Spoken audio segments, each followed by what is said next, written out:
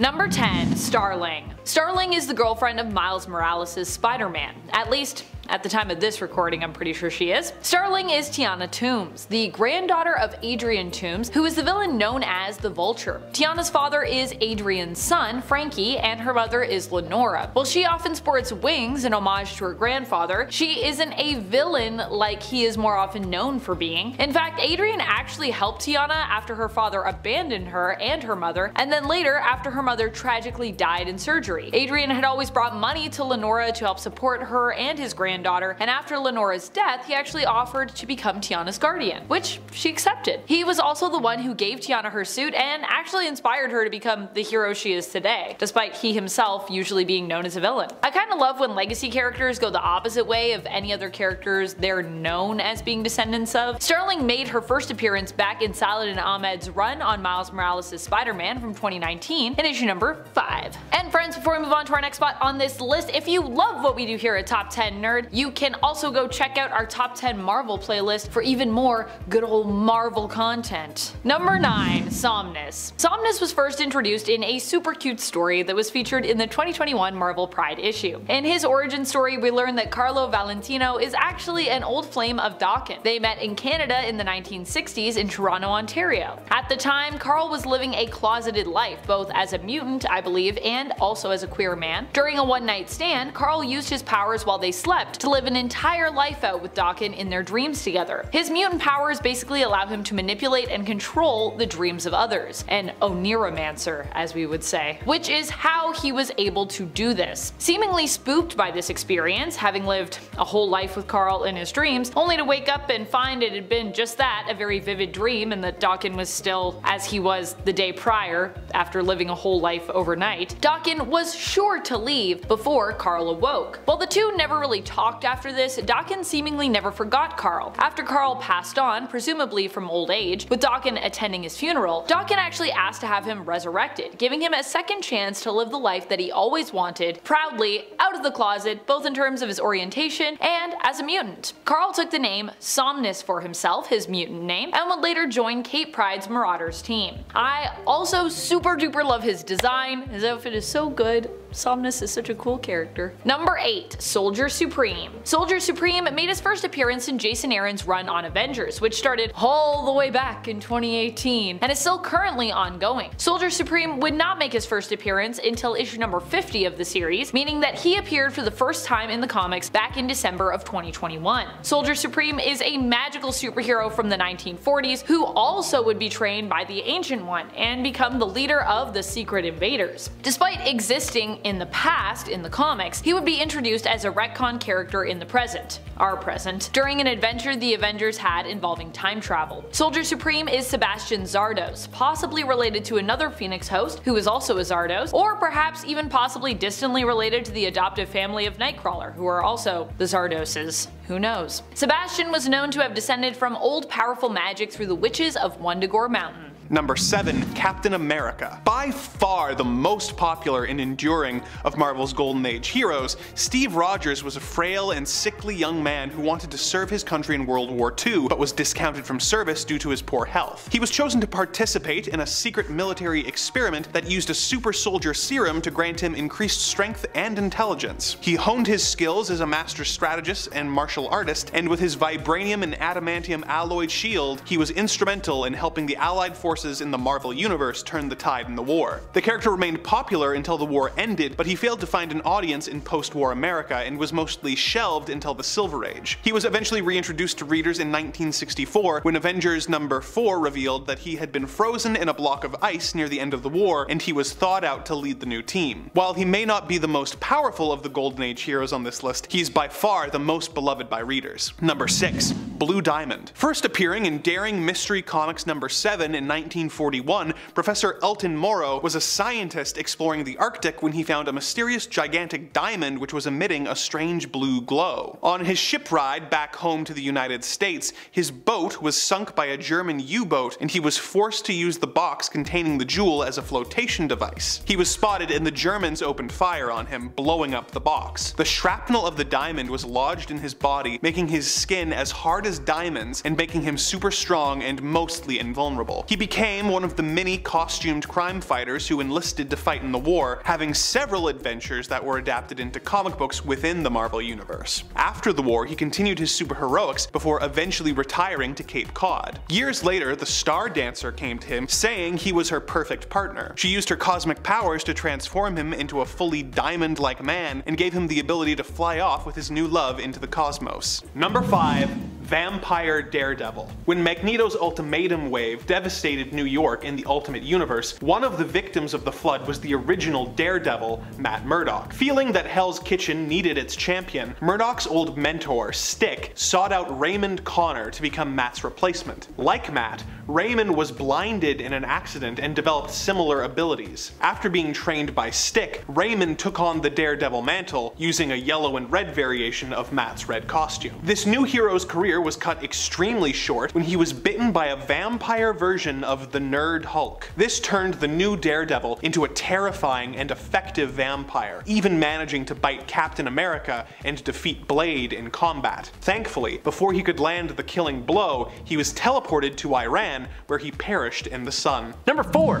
Steel Corpse. In Marvel's Age of X universe, the X-Men never existed to represent mutants, and as a result, the mutant population had become the ultimate enemy. In response to this, the mutant Magneto used his powers to literally steal buildings from New York and form Fortress X, a safe haven for mutant kind. This led to the creation of a team of non-mutant heroes by General Frank Castle and led by Captain America to hunt down this resistance of mutants. Among the members of this team was a version of Iron Man named Steel Corpse. This Iron Man had become infected by a technological virus that fused him with his armor. Inside the armor, Iron Man has slowly been digested by the suit over the decades since he was trapped inside. The worst part is that this group of Avengers eventually decided that they weren't going to attack the mutants who were just trying to survive. So the government takes control of Steel Corpse and forces the suit to attack. It's twisted, it's sick, and it's absolutely terrifying to imagine being slowly consumed by a suit of armor you can literally never escape. Number 3.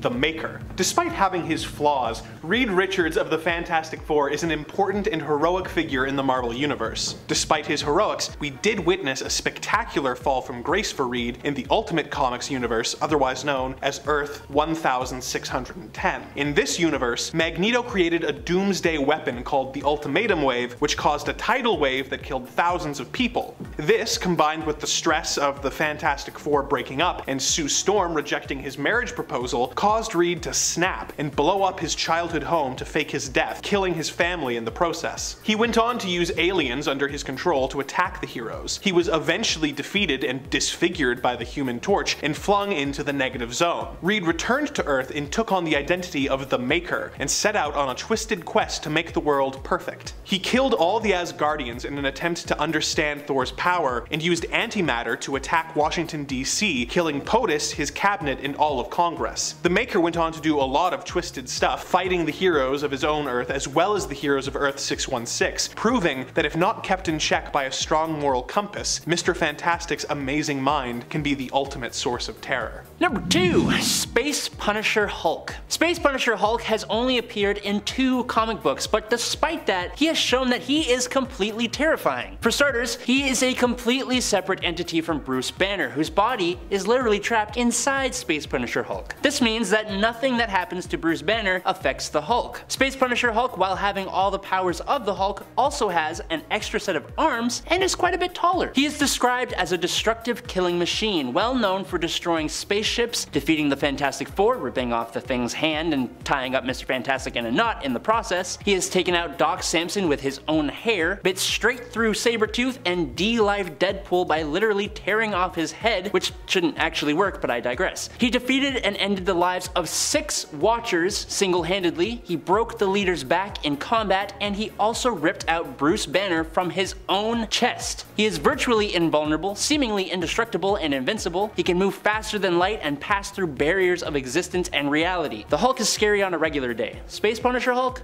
No thanks, I'm good. Number 1. Spiders Man. On Earth 11,580, Peter Parker was taking a tour of a lab that was conducting radiation experiments on a colony of spiders. Peter fell into the spider habitat and was promptly devoured by the spiders. In an odd twist of fate not dissimilar to the villain Swarm, the spiders absorbed Peter's consciousness and became a hive mind that formed together to masquerade as a human and fight crime, thus becoming Spiders Man. Spiders Man fought crime for a time, but soon developed a taste for human flesh. The spiders managed to hide this for a time and were recruited by the superior Spider-Man in his multiversal quest to defeat the villainous Inheritors. He eventually betrayed Otto by joining forces with the Norman Osborn Spider-Man of Earth 44,145 to try and destroy the Web of Life. This plan failed, but Spiders Man did manage to spread his spiders across the multiverse, giving them a foothold in every different reality. Number 10. The Builders. The Builders are a recent addition of the Marvel Rogues Gallery, only recently approaching their 10th year of existence in the comics, which makes them sound old, but really relative to comic book history they're still pretty new, because Marvel Comics I think has been going on for like 80 years. Whoa! The Builders are a race of beings who claim to have created most of the known worlds in the universe, seeding worlds and influencing the development of civilizations for eons. They are also said to be a perfect race of beings, and when the multiverse appears to be dying as a result of incursions, they take it upon themselves to clean up the mess by wiping out complete worlds and empires, which puts them at odds with the heroes of Earth during the Infinity crossover event. Number 9. The Black Winter. Ready to be slightly confused? Good. So the Marvel multiverse rebirths itself whenever it gets destroyed. Right now the multiverse is currently in its 8th version. Everything prior to the most recent Secret Wars and the incursions and the battle world and all that took place in the 7th version. Before that came to be, there was, get this, the 6th version. And when that version was destroyed, only one being survived. That would be the character who became Galactus. Well, now we know how the 6th cosmos was destroyed, and ooh, it's scary. The 6th cosmos was actually consumed by an entity called the Black Winter, essentially a living storm of destruction and entropy on a multiversal scale, like Galactus but for universes. Kind of. When the Black Winter ate the 6th cosmos, it allowed Galen, Galactus' real name, to live on into the 7th cosmos, and serve as its herald. Now, funnily enough, Galactus mostly ignored his heralding duties until the day the Black Winter showed up in the 7th cosmos in 2019. Galactus turned to Thor for help, but the two were unable to cooperate, and Thor wound up slaying Galactus,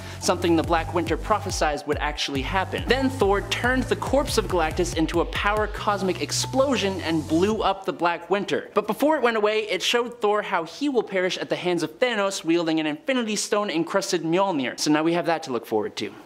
Number 8. Mr. Misery. Mr. Misery is a Doctor Strange villain that was actually created by Doctor Strange himself. Some people create their own villains. Oof. Some people are their own villains. Ah. Mr. Misery was a creature that embodied all the pain and misery that Strange had suffered from using magic during his time as Sorcerer Supreme. The beast was also commonly referred to as the Thing in the Cellar.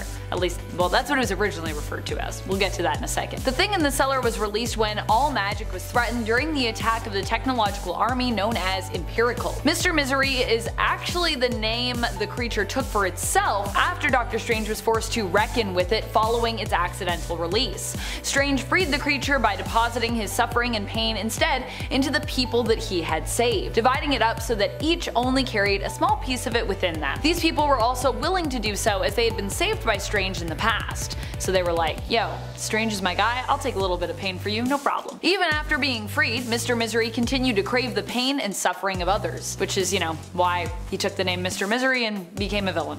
Or they, it. It's kind of like a blob. Number 7. Nick Fury. The Nick Fury of the Ultimate Universe Earth 1610 isn't perfect. In fact, he can kind of seem like he's being a butt a lot of the time, but in reality it's just that Nick Fury often doesn't trust people. He keeps his plans and reasons behind them close to his chest, and while you might not understand them and therefore think he's callous, he's often just trying to make the hard call. Nick Fury has some flaws, I'll grant you, especially if we're talking about his relationship with his ex-wife and everything that apparently went wrong there. But this version of the character would become so beloved that he actually go on to inspire and Earth 616 counterpart in Nick Fury Jr., and of course would inspire the version of the character we saw up on the big screen in the Marvel Cinematic Universe, where he was portrayed by the one and only Samuel L. Jackson. Samuel L. Jackson in fact also served as inspiration for the 1610 counterpart in the comics when it came to his appearance, and Mr. Jackson was actually the character's first pick, of course, when asked in canon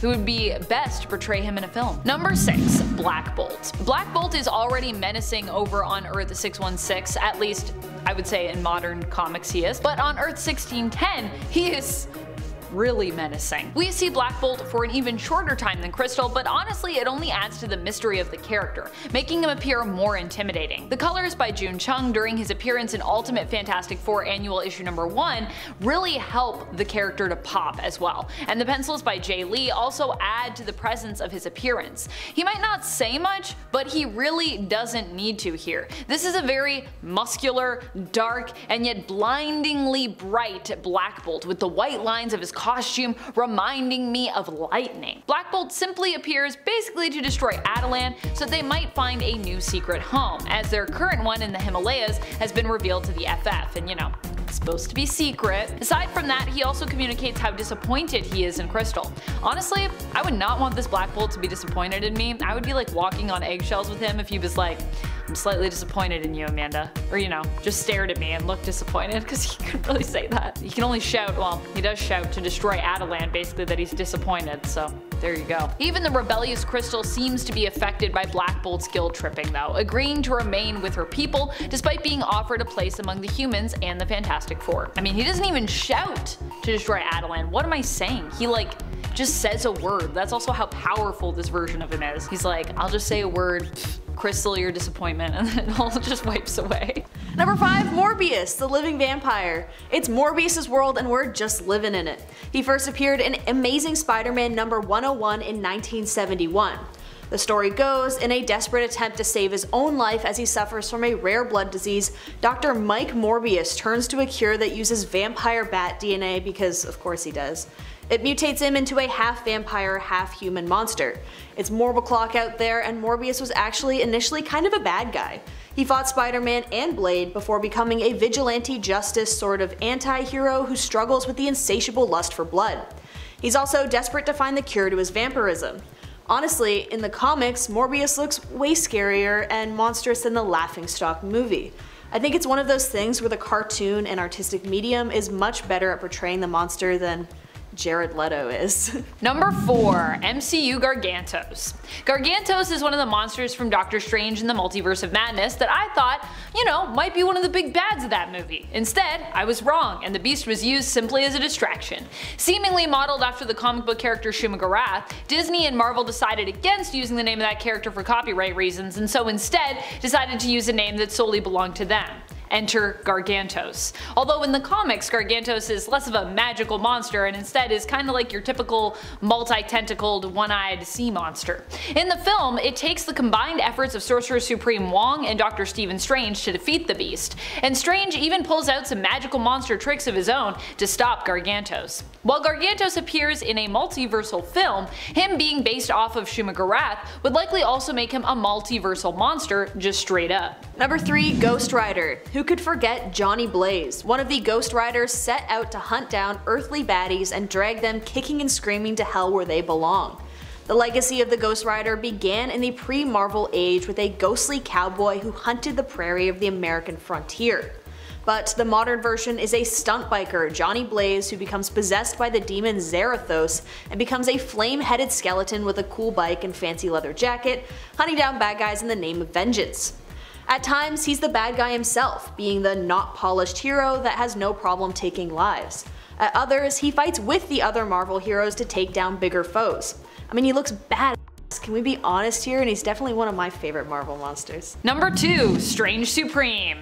Strange Supreme is the Dark Doctor Stephen Strange we see as is showcased in the Disney Plus What If streaming series in the Season 1 episode What If Doctor Strange Lost His Heart Instead of His Hands.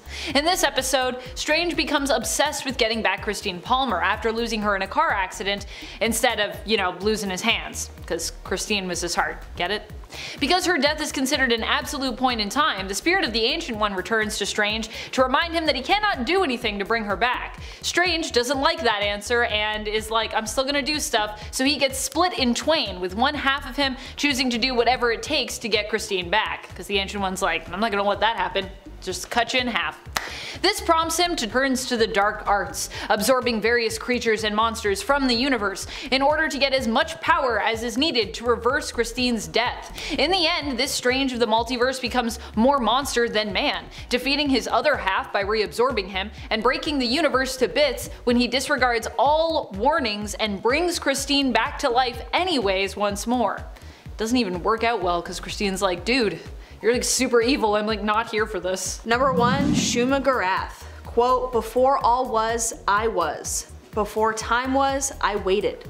I fed on the screaming souls of the universe. I drank the spoiled milk of dead stars. I am the emptiness outside all understanding. I am Shuma Gorath. Is a pretty sweet way to introduce yourself. His character design is next to none as one of the great old ones who first appeared in a 1972 comic called Journey into Mystery Volume 2. This tentacle monster more so looks like a freak of nature than a typical monster. He's the ruler of hundreds of dimensions and comes to the Earth realm millions of years ago along with the other old ones. Around 1 million BC, he was banished from Earth by a time traveler sorcerer named Sea-Sneg. It was witnessed by Doctor Strange, who hoped to defeat the Ancient One so his master didn't have to die, but obviously it never really works out like that. But then Shuma Gorath reappears and becomes the main foe of Doctor Strange.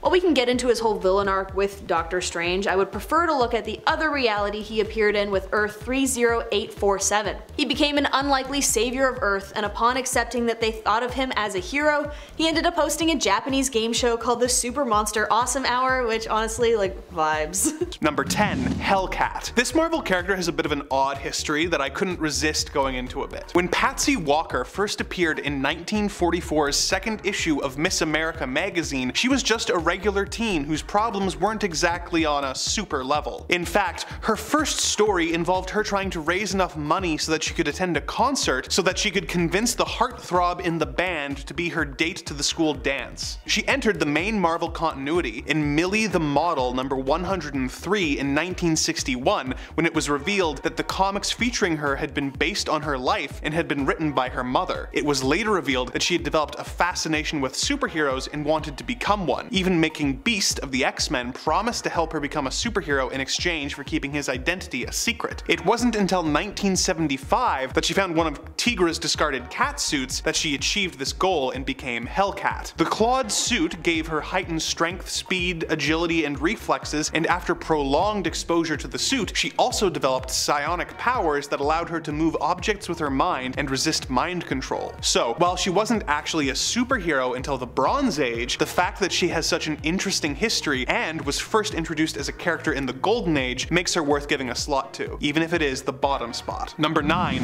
Whizzer. When Robert Frank was on an expedition in Cameroon, he was bitten by a cobra. A mongoose then showed up and fought the cobra, killing it before succumbing to its wounds. Robert's father, Dr. Emil Frank, remembered an old wives' tale and, lacking any better ideas, injected his son with the mongoose's blood in an effort to save his life. Against all odds, Robert had a latent mutant gene which reacted with the blood and granted him superhuman speed. He returned to the United States and became a costumed crime fighter known as the Whizzer, because he can whiz past things fast, not because he's... You know what? Moving on. When the States entered World War II, Whizzer was one of the heroes who helped the Allied forces triumph against villains like the Red Skull. Whizzer's super speed was impressive for its time, but compared to more modern speedsters, it's pretty rudimentary. For example, in his prime, Whizzer was able to reach a top speed of about 100 miles per hour. In contrast, one of Marvel's other speedsters, North Star, is capable of running at 189,299 miles per hour, and Quicksilver is even faster than that that, being able to outrun microwaves at 228,350 miles per hour. And don't even get me started on the speeds that the DC speedsters can reach. Wizard isn't a particularly remembered character, but he was loosely adapted for the screen and briefly appeared in the Netflix Jessica Jones TV show. Number 8. Blazing Skull. First appearing in Mystic Comics number 5 in 1940, Mark Anthony Todd was a reporter covering the Second Sino-Japanese War when an artillery bombing forced him to take shelter in a cave that was populated by a race of people with flaming skulls called the Skullmen. They told Mark that destiny had chosen him to be a hero, and they trained him in their ways. When in his flaming skull mode, he has super strength and becomes nearly indestructible, possessing a limited ability to control fire. On top of this, he also has a powerful healing factor, which has prevented him from aging since receiving his powers. He was yet another hero who fought during World War II for the Allied forces, once being captured and tortured by the Fuhrer himself, who he made fun of so hard that the mustachioed art school reject ran out of the room crying. In the years since the war, he has joined a couple different superhero teams such as the Invaders and Howard the Duck's team, the Ducky Dozen. Number 7. Moon Knight. No, not Mark Spector of Earth 616. Obviously, he has been around for some time and is not really new, making his first appearance back in the 70s in Werewolf by Night issue number 32. But you know who is new? The Moon Knight of Earth 818, a hero who first appeared in the 2021 volume of Avengers Forever in issue number 1. This Moon Knight is known by the name of Mariama Spector. She appears at the end of that first issue where we learn she is part of the team and that an alternate Tony Stark as Ant-Man seems to lead. Tony of Earth 818 calls his team together after believing that something is shifting and that they might actually stand a chance at saving the whole world.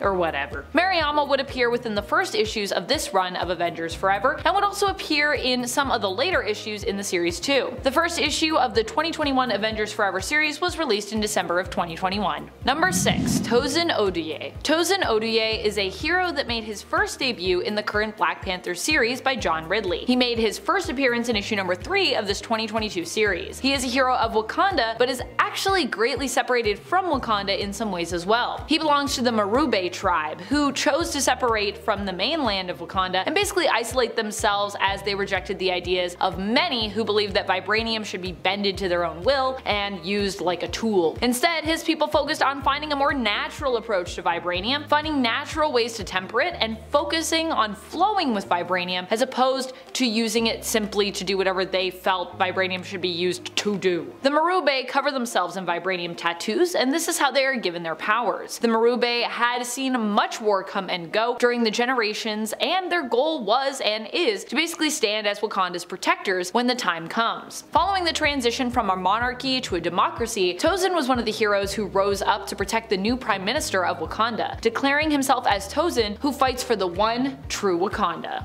Number 4. Novar. Created by Grant Morrison and J.G. Jones, Novar is a Kree from an alternate reality of Earth 200080, and I'm just gonna say, he's kinda weird. Why? Well, because this particular Kree had his DNA altered with the genes of a cockroach. And they also gave him nanobiology, which is a side thing. This gives him a whole bunch of special attributes. He has superhuman strength, stamina, agility, and a top speed of 150 miles per hour. He is triple jointed, can reroute pain, has hallucinogenic saliva, technopathy, he has mental control over his body, can wall crawl, has super hearing, and can reach faster than light speeds while flying. Is it insane that this even happens? Yes, but it does. Now, while he is more commonly known as Marvel Boy, when he was in our 616 universe, the Skrull Captain Marvel, Knur, I think is how you pronounce it, inspired Novar to become Captain Marvel, which he did, but as part of Norman Osborn's Dark Avengers before abandoning the team. Number 3. Age of Ultron. In this alternate universe, Ultron has taken over the world, and the superheroes have had to go underground, with most supervillains living under the orders of Ultron in exchange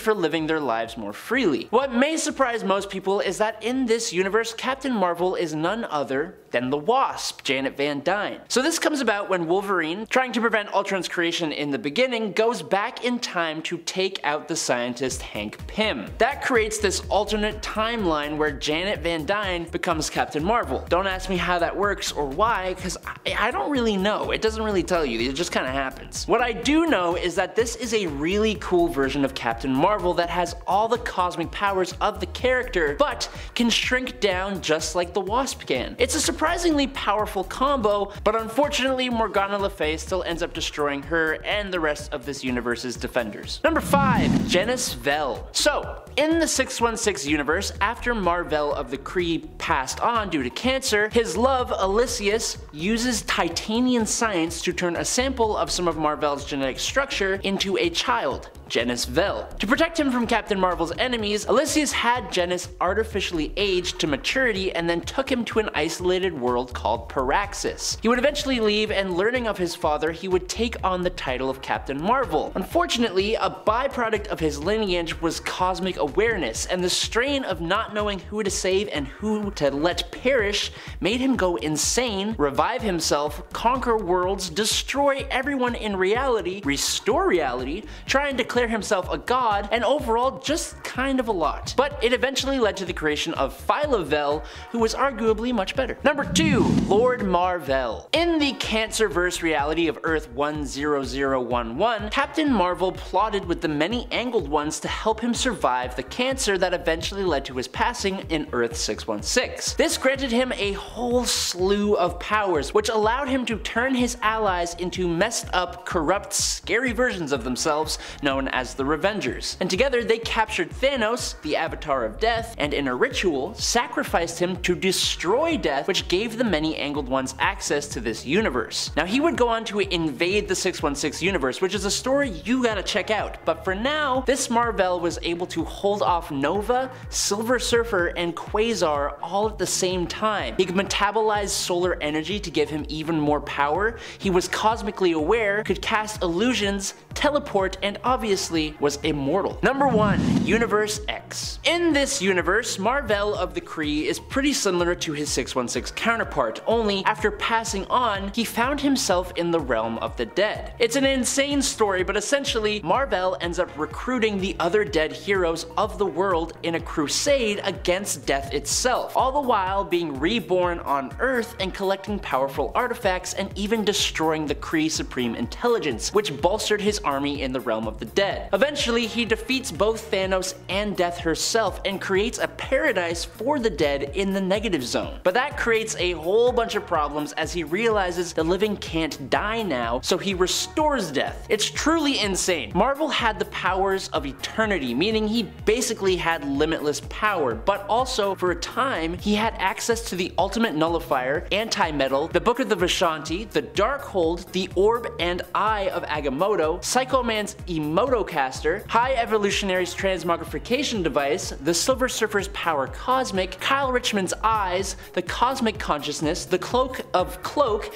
and the Mandarin's Power Rings. That was a lot. Number 10. Maximus the Mad. I just like the look of Maximus the Mad here. We don't get to see too much of him or the other Inhumans, but what I like about him and them is kind of just that. They're more alluring when they're kept mysterious. Maximus, in case you didn't know, is the brother to Black Bolt. In the Earth 616 universe, he is known as Maximus the Mad, as I believe he's also known here. He is often depicted as such in terms of his appearance in the 616 continuity, and is also made to look somewhat more flamboyant in comparison to his Earth 1610, his Ultimate Universe counterpart. I do love that Maximus just looks like a normal dude in the Ultimate Universe, because also I just feel like just because you're mad doesn't mean you look different, you know what I mean? You just look normal. I think that actually makes him more frightening to me as well, that he just looks so normal, so average. Especially among the rest of the Inhumans, who all look pretty freaky, stand out, and honestly somewhat monstrous here. This more bleak take on the whole group in the Ultimate Universe makes me want to see a film version of them that was more of like a supernatural horror. Especially considering they consider Adelan to actually be like a heaven here, yet it's so dark. I believe based on this depiction, there could be promise in something like a supernatural horror film version of them. Number 9. Gregory Stark. Sorry Arno, move over. Gregory is here. I like Arno Stark, okay, but Gregory was a pretty cool villain to have, and he wasn't the secret brother of Iron Man either. Gregory is actually not just known, he's often more well liked than Tony is in the Ultimate Universe, at least initially. Tony is seen as being a bit of a loose cannon in comparison to his older twin brother, you see, who constantly has things way more together and is also super wicked smart. But that also works well for Gregory's character, as he also turns out to be, you guessed it, a bad guy. Of course, no one can be that good. We should have known. Gregory manipulated S.H.I.E.L.D. in order to get full control of it, and when all the pieces were in play, basically attempted to take over the world. He had to be taken out by Tony Stark, but in a much more permanent way than Tony when he dealt with Arno in the Earth 616 reality. Tony, in part, actually helped to kill his brother. He used an EMP to disrupt his nanites, which made Gregory critically vulnerable to an attack from Thor.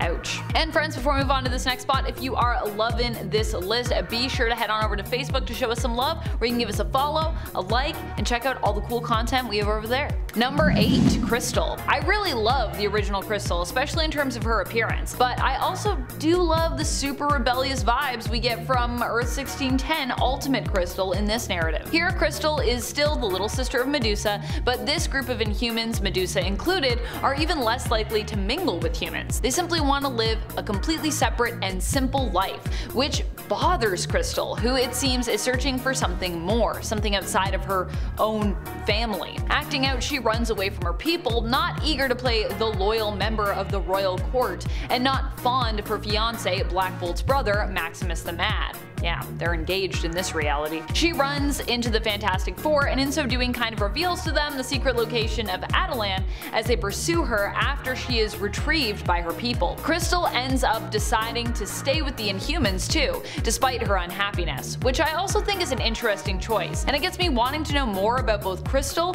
and the Inhumans in this universe. Cause like the Fantastic Four were also just like, you come chill with us, but she's like, nah, this is how it's gotta be, even though I definitely was not super here for this, but I still gotta stick with my fam. Number 7. Horticulture. Ever since I learned about this group, I will take any opportunity to talk about them. Horticulture is a group of 4 older women between the ages of 64 to 81 who are all expert botanists. They are Augusta Brones, Lily Lamus, Edith Scutch, and Opal Vedivere, and their goal is simple.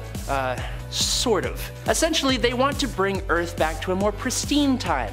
A time when it had about 7 billion less people on it. Yes, these ladies want to basically exterminate most of the Earth's human population and bring plants back to the forefront, and specifically flowers, which is kind of a lovely idea, sort of. This goal brings them into conflict with the X-Men in 2019's X-Men number 3, because the nation of Krakoa, that the mutants call home, had been mass producing these flowers with different bio and tech purposes, and these ladies would like to use them for their villainous goals. Beyond biological modifications believed to have been made to themselves, the women of horticulture are experts at manipulating the environment to suit their extinction agenda. And they're also computer programmers, selling software to the anti-mutant group Orcus to monitor Krakoan gateways. So now you know. Number 6. Cordyceps Jones. Although he might not be as new as some of the other villains mentioned here, Cordyceps Jones is still a relatively new villain, if you've been out of comics for the last few years at least. He first appeared back in 2017 in Rocket issue number 4 and was created by Al Ewing and Adam Gorham. Cordyceps Jones is known for having a salacious reputation across the cosmos. He's a 30,000-year-old fungal parasite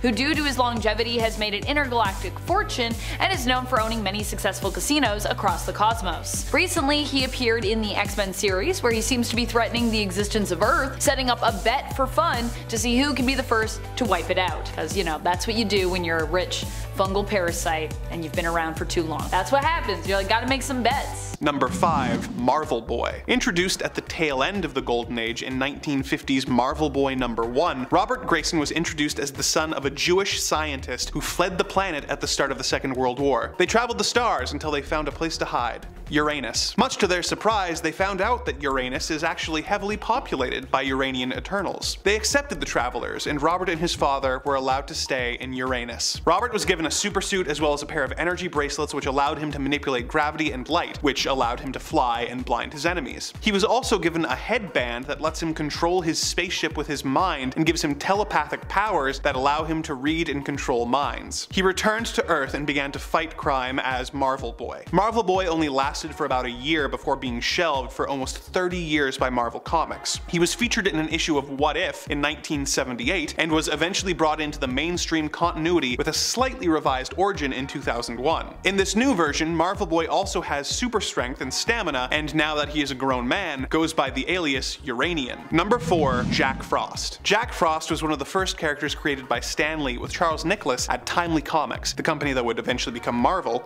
in 1941. The character has no solid origin, with even he not knowing where he came from, but for as long as he could remember, he had always been in the Arctic. His first story in USA Comics number 1 involves him coming across a dying man in the Arctic who tells him that his business associate has murdered him and is going to go after his daughter. Jack vows to stop the villain and goes to the States to find him. He shows up at the police commissioner's office offering to help fight crime, but after demonstrating his powers, a misunderstanding causes the police to think he's a criminal. He finds the bad guys and saves the man's daughter. The main villain starts a fire, which Jack manages to escape from with the woman. The woman tells him he should save the criminal so he can stand trial, and Jack says, "Nah, I'm gonna let him burn." She responds that letting a man burn to death isn't very heroic, and is practically murder. A passing cop hears this and adds murder to Jack's rap sheet. Jack gets angry and vanishes, leaving only a pair of monogrammed icicles behind. Jack is able to use water vapors to create ice, snow, and sleet, which he uses for a variety of purposes such as causing blizzards or making elaborate ice constructs. He is also super strong and durable. The character appeared in 4 issues of comics before being shelved and eventually brought back in 1976. He has made very sporadic appearances since then, not showing up in a Marvel comic since 2015. Number 3. Monolith.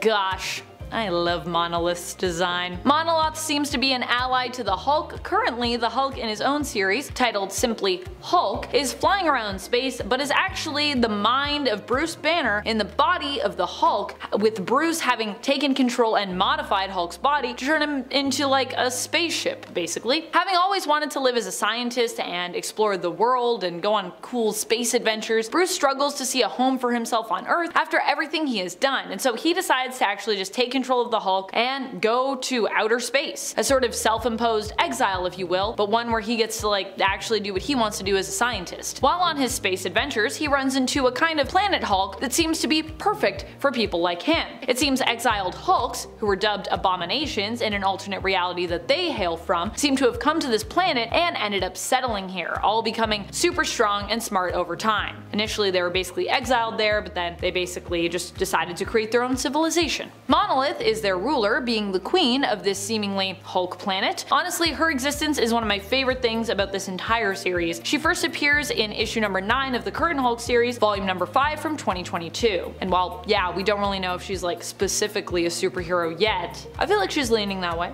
Number 2. Wreck Rap. Who is Wreck Rap? Well, he very recently made his first appearance at Amazing Spider-Man issue number 17, where that question is, of course, answered. Wreck Rap is a demon from Limbo who admires Spider-Man, looking up to him. He originally takes the name of Parker Man for himself. He ends up becoming an ally and supporting character in the current Amazing Spider-Man story, Dark Web. In issue number 17, Parker saved him from another demon who basically wanted to beat up the latter named Parker Man. This act inspires him to want to be a hero like Parker Peach Man, and so he sets out to try and get superpowers. In the end, he instead gets a symbiote and ends up taking a new name for himself after he is told that the demon army doesn't really need another Parker and that he had it backwards. After all, they weren't looking for more heroes, they were actually looking for more villains. The name this demon settles on is of course Wreck Rap because it is Parker backwards. Get it? Because they were like, you got it all backwards, and he was like, alright, I'll have it backwards then. Number 1. Red Goblin. While Normie Osborn, grandson of Norman Osborn and son of Harry Osborn and Liz Allen, is a character who has been around since the 1980s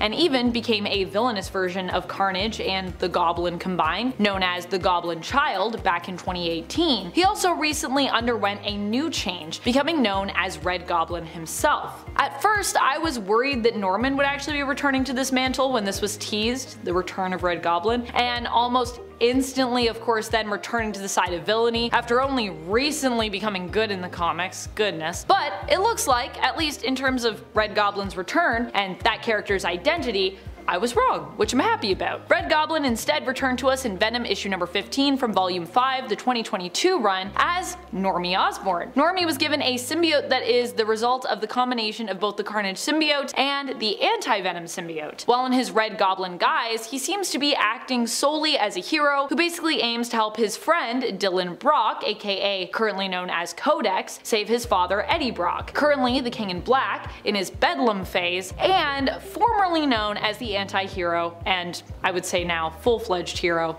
Venom. Number 10. Sideburn the Regenerating Planet. When Galactica, the daughter of Galactus, is looking for her next meal in issue 1 of her self-titled comic, she finds Earth, a lovely little snack. But while looking at her dinner option, she comes upon Wolverine. Realizing his mutant regenerative abilities, she formulates an idea of using a bit of his harvested DNA with a bit of celestial power to create Sideburn the Regenerating Planet, a planet-sized Galactus meal that would grow back after each feasting. The perfect unlimited food source that would give her billions of years of meals. Unfortunately, she just as quickly realizes that a planet made up of Canadian mutant DNA like this would be highly unstable. Unfortunate, because I'd love to see this guy floating through the galaxy of the regular Marvel universe. Number 9. Cancerous Professor X. In the alternate universe of Earth 10,011, otherwise known as the Cancerverse, death was defeated by life and the ancient eldritch beings known as the Many-Angled One. The heroes of this Earth began to worship the Many-Angled Ones, who transformed the heroes, granting them new powers, but also corrupting and mutating them due to the Many-Angled Ones' demonic natures. One of the consequences of this was that many of the heroes became deformed by cancerous tumors running amok. Although many of the X-Men were affected, such as Wolverine, Colossus, Nightcrawler, and Storm, the most terrifying of these beings was Professor X, who developed a massive cranium as well as multiple glowing red eyes. Now, Professor X can be pretty creepy at the best of times, but this is taking it to a whole other level. Number 8. Franken-Castle. After he was taken out by Daken on orders from Norman Osborn during the Dark Reign event, Frank Castle, yes, the Punisher, was revived by the Legion of Monsters as an undead zombie-like monster known as Franken-Castle. The Legion resurrected Frank to recruit him in their fight against the villain known as Hellsguard, who was systematically killing off monsters using samurai-like assassins. Although he originally refused, Frank got involved after seeing innocent child monsters being dispatched as well, and that is not something Frank is willing to abide. He went on to slay hordes of Hellsguard's men. It's honestly an incredibly interesting moment in Frank Castle's history, and it got this version of Frank moved to Earth 666. He also nearly enacted revenge against Daken, being stopped by Wolverine before he was returned to his human form through the Bloodstone. Number 7. Marvel Zombies. It's an entire pantheon of characters, from Spider-Man to Hulk to Captain America, but all zombified. The zombie versions of beloved heroes were first introduced in the pages of Ultimate Fantastic Four and became instant hits. In typical Marvel marketing genius, Marvel spun the zombies into their own book written by none other than Robert Kirkman. Robert Kirkman is the same bearded guy behind a television show you might know called The Walking Dead. The comics ran from December 2005 to April 2006. It starts in an alternate Earth called Earth 2149, where an unknown hero crash lands from another dimension. He comes with a, quote, hunger, which infects the Avengers, the X-Men, and the Fantastic Four, along with basically every other major superhero you can think of. It's intense, and the adventures of the zombie heroes usually have more mayhem than most mainstream comics do in their entire run. It's all about damage and impact, and oh boy does Kirkman deliver on that.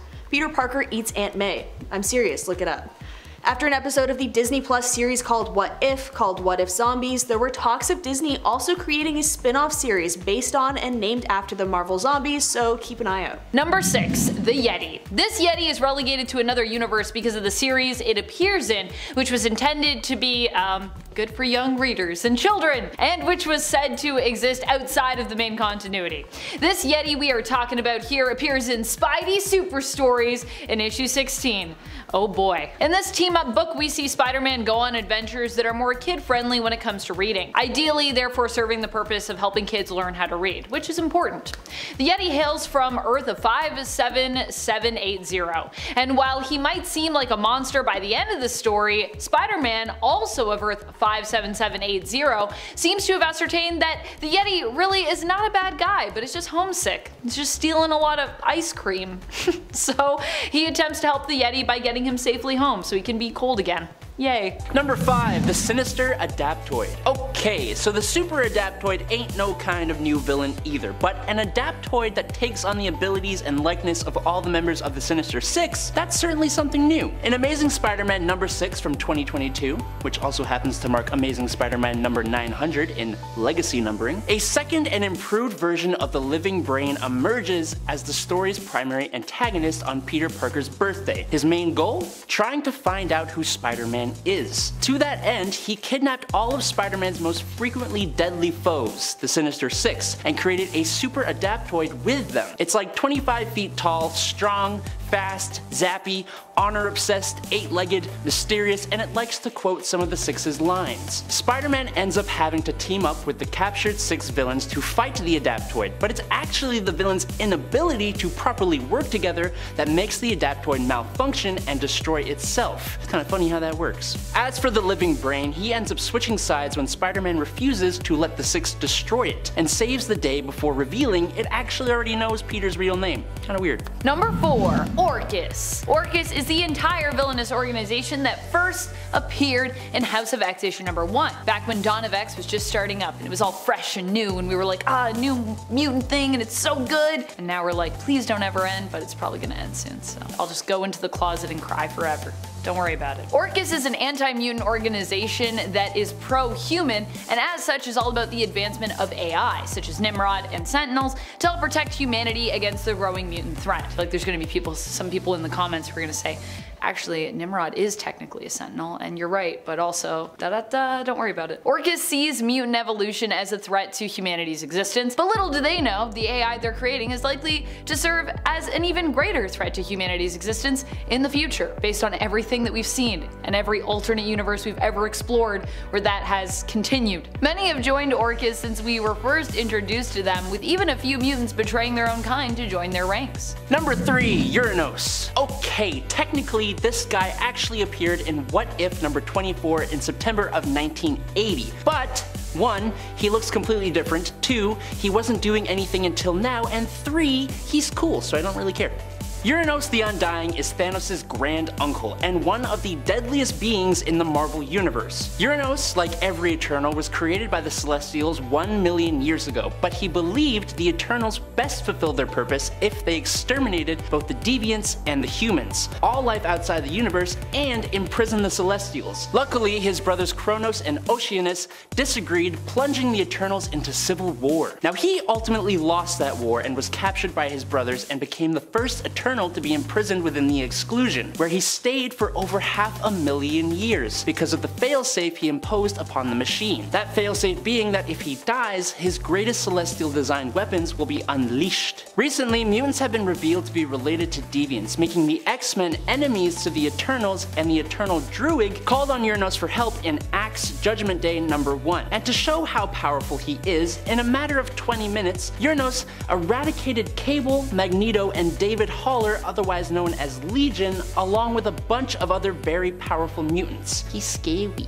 Number 2. Annihilation. Annihilation was at first a mysterious villain who appeared in the X-Books. Eventually, however, we learned that Annihilation was actually a demonic and possessive force which had taken over Genesis, who was forced to take up the Golden Helm of Annihilation after defeating the villain. It was basically a losing battle either way, as if Genesis lost, she would have died, but in winning, she was forced to take up the helm and then lead the demonic forces of Amenth, which had so long plagued Arakko and its people. So it's like a If you win, you lose, and if you lose, you lose. Genesis turned out as well to be the long-lost wife of Apocalypse. Apocalypse had left his wife, children, and people eons ago in an attempt to help saving Arakko from the Amenthi forces that threatened to one day overtake it. In the end, Apocalypse, with the assistance of Saturnine, helped to free Genesis from the hold of Annihilation, and the helm was turned into a staff that was less influential on its host and more easily used as a tool instead of, possessing the will of whomever possessed it. Annihilation had their first appearance in X-Men issue number 12 from 2020. Number 1. Monolith. This likely villain is so new it was hard to even find information about her. First appearing in July of 2022, which is last month unless you're in the future, in Hulk number 9, Monolith is the very strong, big pink queen of Hulk Planet. Hulk Planet is set to be the title of the new Hulk story arc taking place after Hulk's whole Titan Hulk thing and the fight with Thor that just took place. The planet itself is situated right next to a gamma-emitting star, so if you haven't guessed yet, Hulk Planet is indeed a planet covered in Hulks. Banner, piloting the Starship Hulk, finds the Hulk planet while on a mission for isolation. Instead, he meets Monolith, who offers him a place among the other Gamma beings where Hulk can exist in peace. But of course, there seems to be more to Monolith than meets the eye, and we kind of just have to wait until we can find out more information. It is likely safe to assume that as the leader of a planet of Gamma mutates, Monolith is very strong and very powerful. Will Hulk find peace? That's not usually how it goes, but only time will tell. Number 10. Mar-Vell. In the alternate universe of Earth 1610, or the Ultimate Universe, Mar-Vell was instead known as Mar-Vell. Now, just like the original, he was a Kree Empire agent placed on Earth but working with S.H.I.E.L.D. and he had an incredibly cool costume that he could switch in and out of using the power to switch back and forth between Kree and human forms thanks to advanced cybernetics. He shares the same powers with most Captain Marvel versions, including the ability to generate energy blasts and shields, but that awesome Kree battlesuit also lets him generate a total cannon, which is a powerful energy weapon he would use when he helped Earth fight Galactus, which is the way less cool version of Galactus. Unfortunately, he passed away from that fight though. Number 9. Amalgam Universe. Way back in the day, the Fawcett Comics creation of Captain Marvel fell into the ownership of DC after several legal battles in the 1950s, resulting in the character of Shazam. However, after the copyright lapsed, Marvel pounced on it by introducing their own Captain Marvel in 1967, which resulted in Mar-Vell of the Kree. Now, fast forward a little bit, and in a fun little moment during the awesome Amalgam comics that saw the two companies cross over, we got William Mar-Vell, or Billy Mar-Vell, if you prefer. This was basically Billy Batson, Shazam, mixed with Mar-Vell of the Kree, Captain Marvel. This hero is not only cosmically powered, but has powers originating in magic as well. It's truly a powerhouse combo. Unfortunately, we will probably never see it again. Number 8. Rogue. Infinity Countdown Captain Marvel number 1 takes Carol Danvers across the multiverse, where she meets a powerful Captain Marvel variant in Anna Marie, or Rogue. In the main Marvel universe, the mutant Rogue has used her abilities to steal those of Carol Danvers before, leaving Carol depowered. These two characters actually have like a bit of an interesting relationship. They kind of practically hate each other for a time, but then they kind of get along later on. It's kind of weird. But in this alternate universe, when Rogue got Carol's powers, it actually altered her DNA, kind of swapping the two of these characters. So now, Rogue permanently has Captain Marvel's powers, plus her actual mutant abilities to gain more powers from others. It's kinda cool, but we barely see much of it. Number 7. Kamala Khan. In the Cosmic Ghost Rider series from 2018, on Earth 18138, Kamala Khan is not only part of a multiversal Guardians of the Galaxy, not only does she wield an adamantium star-spangled shield, she is no longer Miss Marvel. No, this Kamala Khan has become Captain Marvel, and one of the most powerful characters to carry that name. It's honestly just Kamala, but in the future, all grown up with an added shield. Unfortunately, while she has got to be incredibly powerful, just evident by the fact of who she is and the power she wields, plus whatever made her worthy of that shield, she still ends up getting completely disintegrated by Galactus. Doesn't really last all that long. Sorry. Number 6. Binary. Is this kind of cheating? Technically, Binary is Carol Danvers, but this was after Rogue stole her powers and Carol had been fighting with the X-Men for a while. Eventually, while with the X-Men, the Brood captured her and a few others and experimented on them. For Carol, this increased her ability to generate cosmic energies, which was already incredibly powerful, by basically giving her the power of a white hole. Kind of like a black hole, but white. She became extremely confident, and it's arguably one of her most powerful forms. Now, Binary sort of became a separate person when Carol Danvers duplicated herself, so in that regard, Binary is an alternate Captain Marvel, kind of. Really? Not, no, I mean, kind of. Number 5. Amass. Amass is one of the mutants who is new despite actually being really old in terms of the history in the comics. In fact, possibly one of the oldest mutants we've ever seen. They made their first appearance in Marauders issue number 4, the current volume by Steve Orlando, not the previous run by Jerry Dugan. This is volume 2 we are talking about here, which started in 2022. Amass is actually one of my favorite new mutants when it comes to their power set and their potential. They can combine living beings into one, amassing and unifying them into one entity. For mutants that join together, this is exceptionally cool, as all the mutants' powers will be contained within one being, making them, while combined, extremely powerful. And I believe that if Amass were to do this with regular superheroes that were non-mutant superheroes, that would also be true, which is pretty cool. You could also combine non-mutant superheroes and probably mutants. The potential's crazy. If they have the right power sets, as we learn in the current Marauders series, while combined, the mutants can even use their powers together to do things like time travel. Pretty wild, right? Number 4. Thea. Thea is another mutant who comes from the very first mutant civilization, which actually existed way in the past, but basically were all wiped out. Their history hidden away for millennia by the Shi'ar, or more specifically, the secret was kept by the Shi'ar's secret society known as the Kin Crimson, who are basically supposed to keep some of the worst Shi'ar secrets secret to protect the Shi'ar and protect the ground. Thea was one of the mutants from the Threshold, the name for their ancient mutant civilization, who had their consciousness, memories, and genetic data stored within a codex, with the hopes that one day someone would retrieve that and be able to free those locked safely within it, bringing them back into the living physical plane. This group was known as the Threshold 3 and included Amass and Crave as well. Thea herself is a time manipulator, with her mutant power being chronokinesis. She and Tempo seem to develop a closer connection early on in the Marauders series. Thea first appears in the same issue that Amass first appeared in, issue number 4. Number 3. Miss America. First appearing in Marvel Mystery Comics number 49, Miss America was a teenager named Madeline Joyce who was fooling around with scientific equipment in a scientist's lighthouse lab during a thunderstorm. The lighthouse was struck by lightning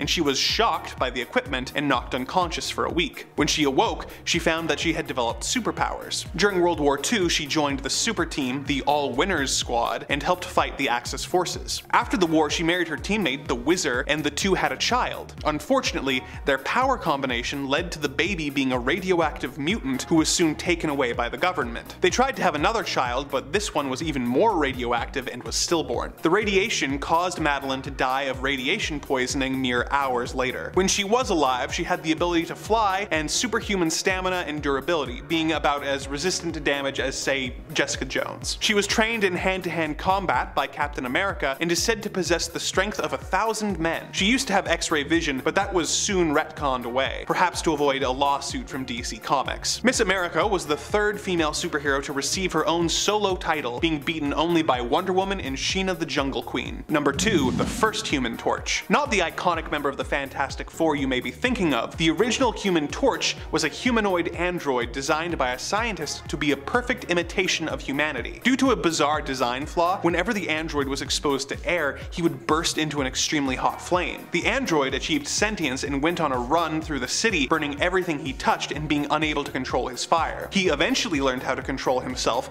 and became one of the most popular Marvel crime fighters of the Golden Age. He was retired as a character not long after the end of the Golden Age, and his name and power set were reused for Johnny Storm when the Fantastic Four stories began being published at the beginning of the Silver Age. He was eventually brought back, but it is fair to say that he is the more obscure version of the character. He is able to set himself ablaze and cast fire at his enemies. He can also fly and is of course immune to heat. His fire can go out if he is put in a zero oxygen environment, whereupon he will enter into stasis mode until he is exposed exposed to the open air. He also has the distinction of appearing in the first issue of the comic that would eventually be the namesake of one of the most profitable entertainment companies in the world in 1939's Marvel Comics #1. Number 1, Namor the Submariner. First appearing in 1939's Motion Picture Funnies Weekly #1, Namor the Submariner has the distinction of not only being the first mutant in Marvel Comics, but also being the very first comic book antihero to ever appear. When the Atlantean princess Fen fell in love with a surface dweller named Leonard Mackenzie, the result was Namor, who was raised in Atlantis. In his early Golden Age appearances, Namor would wage battle against the surface world, attacking everything from ships to buildings and coming into conflict with the Golden Age Human Torch in one of the first comic book crossovers ever released. He became more heroic during World War II when he joined the Allied forces and got his own series in 1941.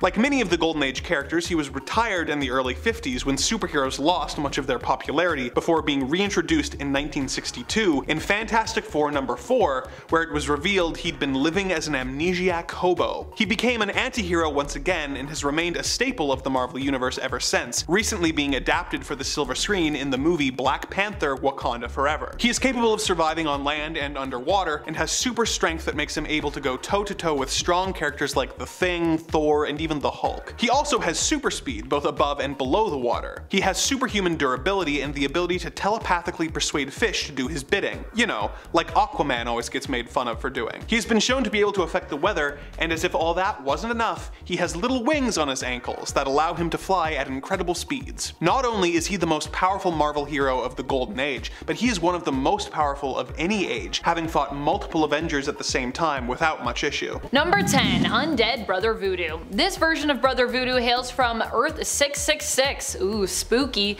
where he is part of the Undead Avengers team. While still technically a hero, he's also still technically a monster. The Avengers of Earth 666 are all considered members of the Undead, with each of them technically being some kind of monster, some version of undead, if you will.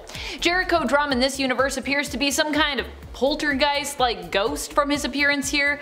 I don't know if he's specifically a poltergeist, I just think of him that way because of his glowiness. I don't know, reminds me of the movie Poltergeist.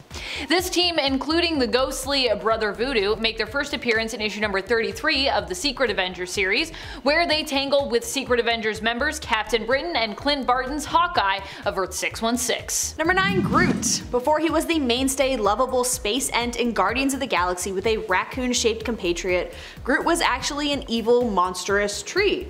He first appeared in Tales to Astonish number 13 in 1960. The tagline in the comic itself was, quote, "Where Groot walks, death follows."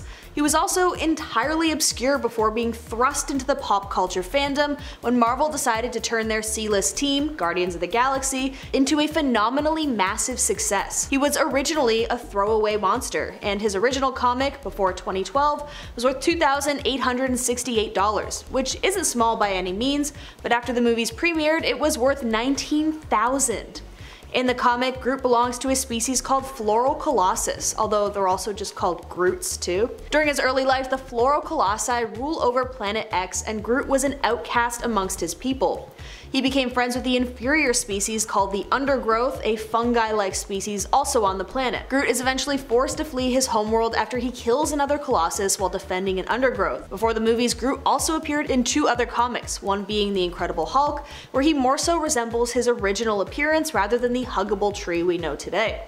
The Hulk comic released in 1976, and then lastly he was in Annihilation Conquest number 6 in 2008. It was the first appearance of Groot as his modern rendition, smaller, skinnier, a bit more approachable than the Godzilla-style tree we knew before. He also joined the Guardians of the Galaxy lineup in this comic alongside Star-Lord, Drax the Destroyer, and Rocket Raccoon. Number 8, Ultimate Hulk. Let's be real, when I think of multiversal monster versions of the Hulk, I often think of Ultimate Hulk of Earth 1610, aka the Ultimate Universe. Here Hulk was less a hero and more just, kind of a brute.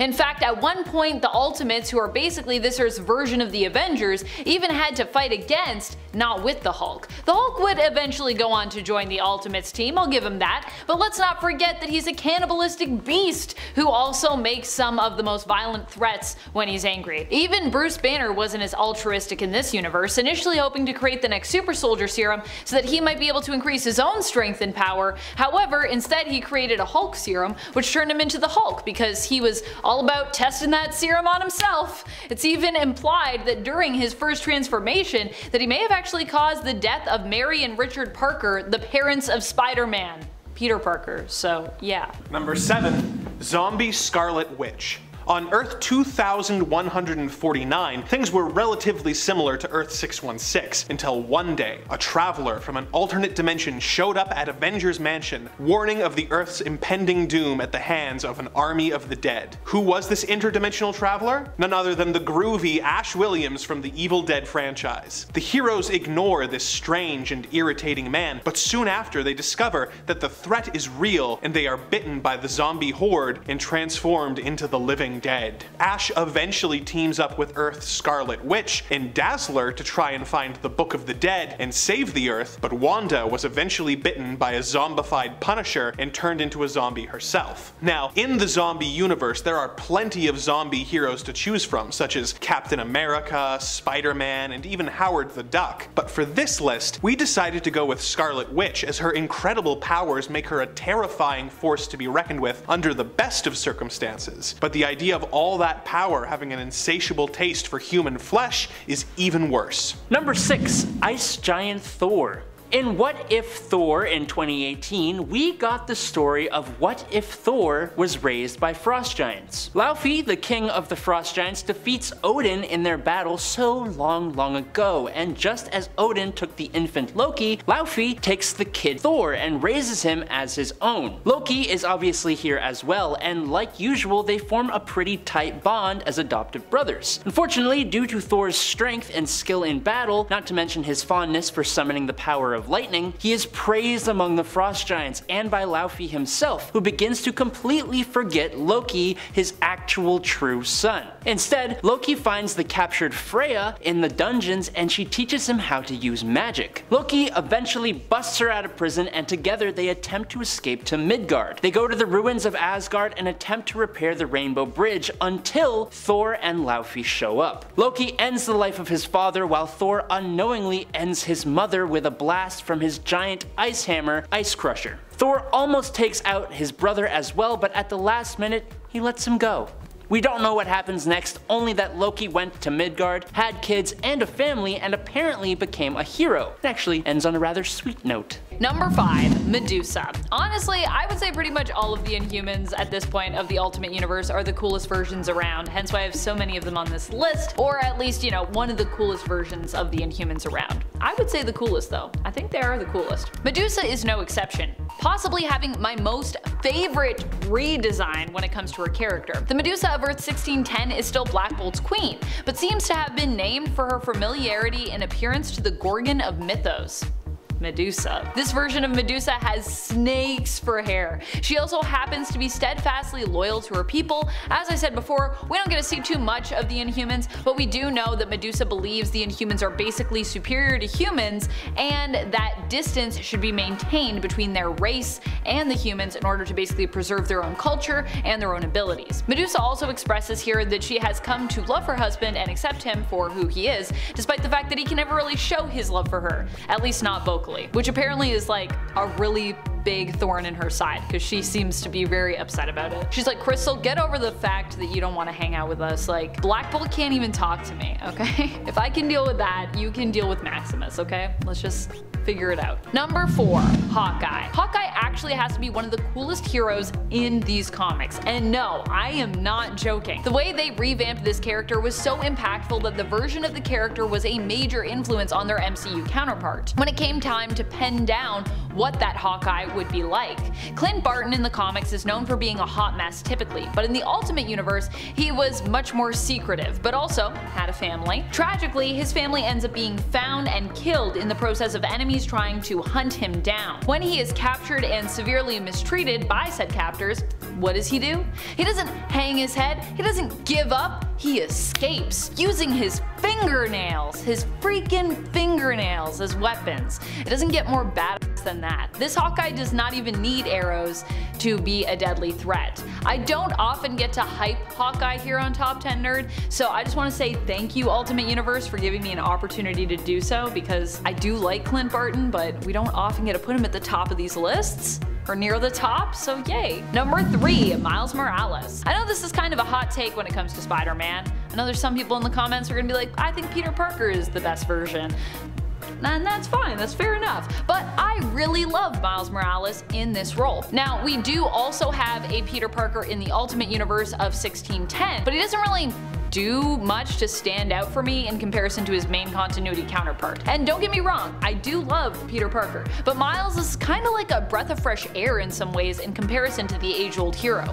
Why? Well, Peter has a tendency to be like really hard on himself. And aside from that, he's surrounded by tragedy at times. Honestly, there are runs where it feels like every time Peter turns a corner, a new tragedy might just be awaiting him around that corner. Miles actually has a family still living, and while he did lose his mom in the Ultimate Universe, it never really felt like a constant, unresolved loss, like the death of Peter's Uncle Ben or his first love Gwen Stacy on Earth 616. And Rio, Miles' mom, is actually back now that the 1610 Miles has been permanently displaced, taking up residence in the 616 reality, and his family obviously is there with him. Miles also just has super cool powers. On top of much of what Peter has going on, Miles can also camouflage himself, and he has Venom Blast powers, so gotta give it to him, sorry. Number 2, Gwen Stacy. Gwen Stacy is such an underrated character in the Marvel Ultimate Universe. On the Earth of 616, Gwen is, well, she's dead. Or she's probably dead. She might be showing up again soon apparently, but it's probably a clone or a trick or something. I don't believe it's the original Gwen Stacy. She's been dead and gone for many years. I don't think she's ever really gonna come back. In the Ultimate Universe, Gwen also kinda dies, but also kinda doesn't. She's killed by Carnage, not an alien symbiote, but kind of a lab-made one in this reality, and in essence, her consciousness becomes merged with it, meaning that Carnage becomes Gwen, and Gwen becomes Carnage. So yeah, as freaky as that sounds, in the Ultimate reality, Gwen Stacy lives on as Carnage. It's freaky, and it's cool. Well, you might think this is the same as a clone Gwen in the 616 universe. It's not really. Because 1, she has the power of Carnage, and 2, she is an 100% exact biological duplicate who also possesses Gwen's mind up to the point of her death, which not all Gwen clones in 616 have, allowing Gwen to continue to grow and develop as she would have as a human, but simply with superpowers. Well, she only has superpowers for a bit, sadly. She has them until Eddie Brock's Venom assimilates Carnage, leaving her devoid of the symbiote and her powers going forward. I kinda wish she had stayed as Carnage, but it's fine. When she was Carnage though, I think that was super cool. Even though I know it was freaking her out, I thought she could have maybe become the new Carnage. That would have been neat. Number 1, The Maker. The Maker is the alternate version of Reed Richards. I actually have always felt that Richards might make a better villain than a hero, and The Maker seems to have been this thought made manifest. Living proof. Well, fictional living proof. The Maker initially started out as a hero, leader of the team known as the Fantastic Four. However, in the Ultimate Universe, his and Sue's future of marital bliss was not as much guaranteed. And in fact, after the tragedy of Ultimatum and Sue Storm turning down his marriage proposal, Richards got a different perspective on life, which inevitably turned him into a villain. In this universe, Reed had a rough childhood, and part of where his villainy started was in turning on his family. A family that had mistreated him as he saw it for years. Yeah, in this reality, Reed commits patricide and matricide to get back at his parents. Very counter to his Earth 616 alternate, and that version's relationship with his family, which much better than this one.